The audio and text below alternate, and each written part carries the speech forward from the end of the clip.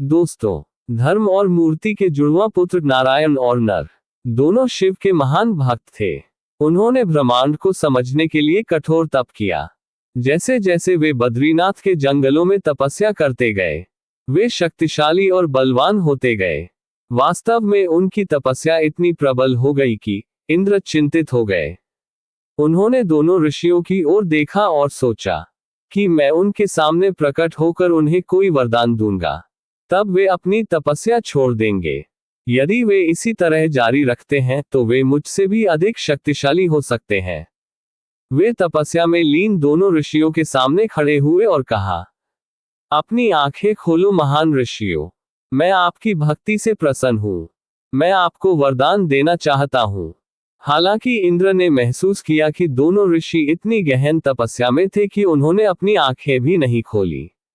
इंद्र ने फिर से प्रयास किया, लेकिन परिणाम वही रहा। ऋषियों ने इंद्र की बात सुनी ही नहीं। इंद्र निराश और क्रोधित हो गए। अपनी शक्तियों का उपयोग करते हुए उन्होंने जंगल के सभी जंगली जानवरों को बुलाया और उन्हें ऋषियों पर हमला करने के लिए कहा। आगे जो हुआ उससे इंद्र हैरान रह गए। जानवर ऋषियों के पास आए, ध्यान कर रहे ऋषियों को शांति से देखा और उन पर हमला करने के बारे में सब कुछ भूल गए। ऋषियों के ध्यान की शक्ति जानवरों को उनकी शिकार करने की प्रवृत्ति को भुला रही थी। इंद्र अब बुरी तरह डर गए थे। ऋषि कुछ भी नहीं कर रहे थे। वे अपने ध्यान की शक्ति से अपने आसपास के वातावरण को प्रभावित कर रहे थे। तब इंद्र ने मौसम की सभी शक्तियों को बुलाया। उन्होंने बादलों को आदेश दिया कि वे उस स्थान पर वर्षा, चक्रवात और गरज के साथ बारिश करें जहां दोनों ऋषि ध्यान कर रहे थे। हालांकि इंद्र को बेहतर पता होना चाहिए था। मौसम ने दोनों ऋषियों को प्रभावित भी नहीं किया। ऐसा लग रहा था जैसे ऋषियों को पता ही नहीं था कि मौसम में कुछ बदलाव हुआ है। वे बिना किसी परवाह के बस ध्यान में लगे रहे। यहां तक कि तूफान ने भी दोनों ऋषियों को कुछ नहीं किया। तभी अचानक इंद्र के मन में एक और विचार आया। उन्होंने सोचा कि अप्सराएं दुनिया की सबसे खूबसूरत महिलाएं हैं। उन्हें नाचते हुए देखना कोई भी नहीं रोक सकता। उन्होंने ऋषियों के सामने अप्सराओं को नृत्य करने के लिए भेजने की योजना बनाई। सुरक्षा उपाय के लिए उन्होंने अप्सराओं के साथ प्रेम के देवता काम देवता को भेजा। उन्होंने गंधर्वों को भी ऋषियों को लुभाने के लिए अपना मोहक संगीत बजाने के लिए भेजा। इसलिए अप्सराएं, गंधर्व और देवता उन दो ऋषियों के सामने गए जो गहन ध्यान में थे। वसंत ने अपनी शक्तियों का उपयोग करके जंगली जंगल को एक सुंदर बगीचे में बदल दिया। गंधर्वों ने बगीचे को स्वर्गीय संगीत से भर दिया। अप्सराएं नाचने लगीं। इस समय तक दोनों ऋषियों ने अपना ध्यान समाप्त कर लिया और अपनी आंखें खोली। उन्होंने अपने चारों ओर देखा और पाया कि उनके आसपास की हर चीज बदल गई थी। ऋषियों ने अप्सराओं को अपने सामने नाचते हुए देखा। दो ऋषियों में से बड़े नारायण उत्सुक भाव से कामदेव की ओर आए। उन्होंने कामदेव से पूछा कि ये स्त्रियां कौन हैं? कामदेव ने कहा, वे स्वर्ग की अप्सराएं हैं। भगवान इंद्र ने उन्हें आपके पास भेजा है ताकि आप भी उनके नृत्य का आनंद ले सकें। नारायण और नर ने एक दूसरे को प्रसन्न दृष्टि से देखा।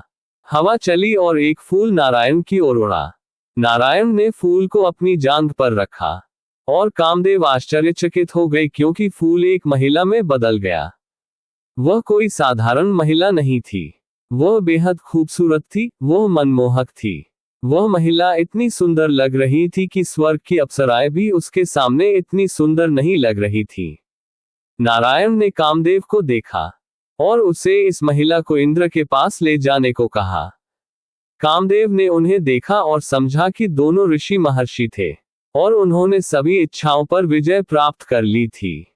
कामदेव ने ऋषियों से उसका नाम पूछा। नारायण मुस्कुराए और कहा कि क्योंकि वह मेरी जांघ से आए है, इसलिए आप उसे उर्वशी कह सकते हैं। वह आपकी किसी भी अप्सरा के समान होगी। उसे अपने साथ ले जाओ। शर्मिंदा कामदेव इंद्र के पास वापस गए और उर्वशी को भी अपने साथ वापस ले गए।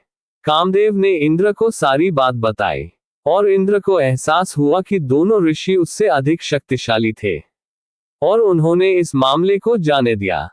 हालांकि भगवान शिव नहीं चाहते थे कि यह मामला आगे बढ़े।